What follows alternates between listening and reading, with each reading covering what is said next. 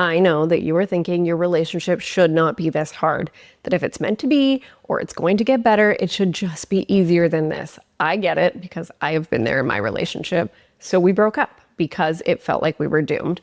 But we didn't have to break up because here's what nobody tells us. That roommate energy that you're feeling, or that feeling of being stuck, the lack of sex and intimacy, the bickering, negativity, and fighting, those things are actually part of a predicted, inevitable stage in relationships. And most couples get stuck here. The wild part, it's only the second of 5 stages of a thriving relationship. The couples that make it to the goodness of the last 3 stages, they aren't the ones who never struggle. They're the ones who choose to learn how to move through the second stage instead of breaking up or settling.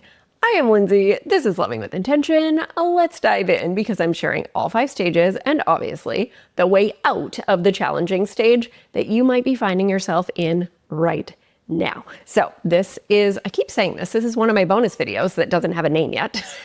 Again, if you have any ideas, maybe I should post in the community. I'll do that. But this is just where I come and share aha moments from coaching calls. I answer questions that are sent in, emailed in, written in the comments, anything.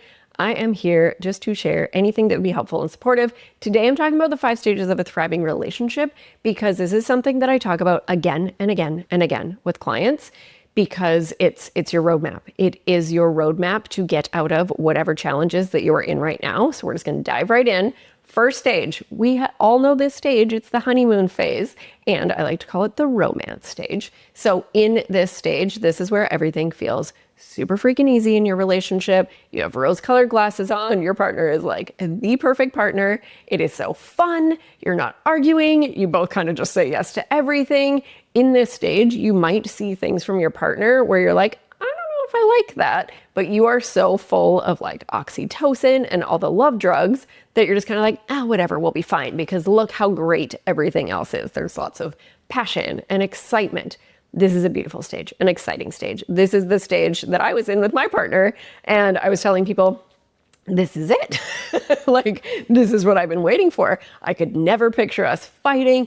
Everything just feels so easy. I feel so seen and accepted. It's so good. And for us, that stage lasted 2 months. And on average, this stage can last 2 months to 2 years. Obviously, there are different variations of that or different lengths of that. But for us, we got 2 months out of it before we had our first fight. And then it was just like, oh my gosh, all of the fights and the arguments and the challenges and the hard stuff. And that really sucked because when you go from things being super easy and fun, especially either way, 2 months, it felt like such a shock because we'd just been like riding this high. And then I imagine if you're in it for 2 years, after all of that time, if you run into this next stage that we're going to talk about, that can feel really confusing because you just had 2 years where things felt ease-filled and great. And that can really feel like something is terribly wrong. So this next stage that comes after the romance stage, it is called the power struggle stage. And what we never learn is it's inevitable. It has to come after the romance stage. It is inevitable. I say it over and over and over again because it's so important for us to know this. There are 5 freaking stages and this is the romance stage. This is the power struggle. On the other side of that, there's 3 more stages. And so many people just get stuck in the power struggle.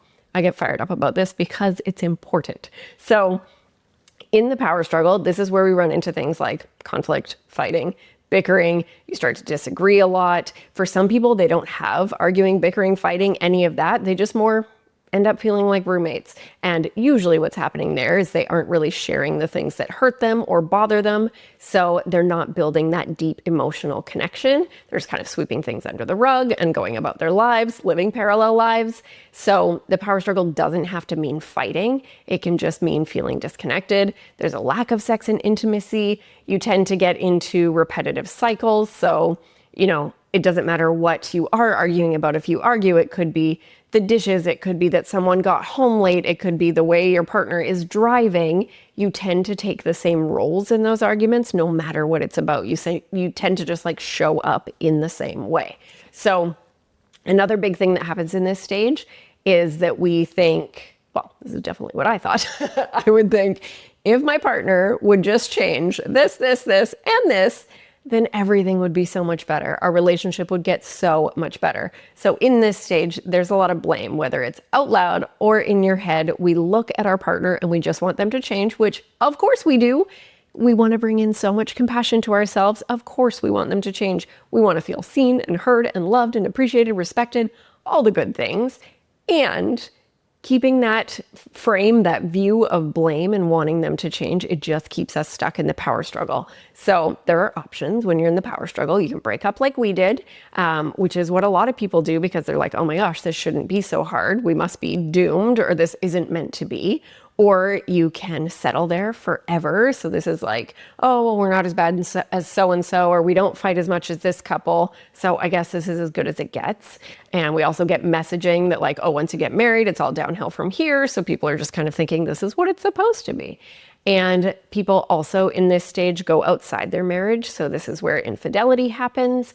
And that person doesn't realize that they're just going to jump into the romance stage with someone else. And if they were to actually leave their current relationship, enter a new relationship, they would hit the power struggle too. It might look different, but they would hit it. So those are 3 options that we can do when we're in this stage.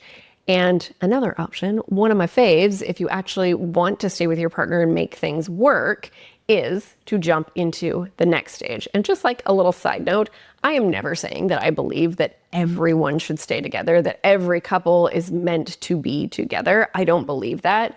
And I do believe that so many people break up when they don't actually have to, and then get into their next relationship, enter the power struggle again, have that same experience, either break up and settle, and just keep repeating that cycle. So if you want to break that cycle, or you want to get out of the power struggle in the relationship that you're in right now, you can choose to jump into the next stage, because the power struggle stage is growth waiting to happen if you choose it. So choosing it means jumping into stage 3, the commitment stage. This stage requires you to move from blame and into 100% personal responsibility. This does not mean that you're taking responsibility for everything hard in your relationship. It means you're looking at your side of the street and you are sweeping that side of the street and keeping it clean because you're taking personal responsibility for your stuff. So the commitment stage is all about looking at, how can I help this relationship thrive? How have I been contributing to what hasn't been working, and how can I change and grow? It's all focused on me, me, me, and in the way of growth. So you're looking at, what can I do here? Because in the power struggle, it's all focused on, I want them to change. Now that you're in the commitment stage, the stage that actually gets you to growth and thriving, spoiler alert, those are the next stages. Now that you're in this stage, this is what you're choosing. You're doing the things to get you to the thriving relationship that you would love. So in this stage, this requires us recommitting again and again and again and again, because you could sit here right now and be like, okay, yeah, I'm all in. It really requires you figuring out. Like for me, I got obsessed with relationship growth. I was like, when we broke up and got back together, I was like, I need to figure this out. I need to know how to have a way better relationship, because I do not just want a repeat of our first relationship. So I was reading all the books. Here's some of my faves. And I was reading all the books, listening to podcasts. I was in therapy. I had coaches. I ended up getting a relationship coach, which was the biggest game changer on planet Earth. And this is where I just decided, like, I am committed to this. We never learn how to do this. And it's time to learn how to do this, because my goodness, we are impacted in all of the ways by our relationship. And the longest Harvard study ever says that the biggest predictor of your happiness is the quality of your relationships. So this is so freaking important. That's why I'm so passionate about this. So in this stage, when we're looking at these things, we get to recommit to this again and again. When you fall back into the power struggle, when you have an argument, when things feel really challenging, when you feel really disconnected, when you feel annoyed with your partner, this is where you get to choose, okay, hopping back into that commitment stage. What does that mean? It means looking at, how did I contribute to that? How can I help our relationship thrive? Does that mean that I go and apologize right now? Have I been listening well? Have I been working so much that I'm not present? Have I not been working enough? Have I been not taking care of myself? Have I been speaking my partner's love language? Have I been been on my phone, just like scrolling on my phone? Have I been choosing a different bedtime just as a way to avoid us being together?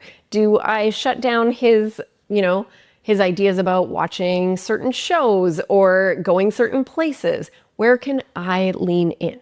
And also with this, how have I been contributing to what's not working? It's really getting compassionately curious with yourself about what you've been doing that are the hurtful patterns in your relationships. So looking at things like criticism, blame, shutting down, contempt, and all of the things that those entail, getting so, oh my gosh, bringing in all the love in the whole entire world. We all have unhealthy patterns. You and your partner both have unhealthy patterns. But this is where you get to look at yours.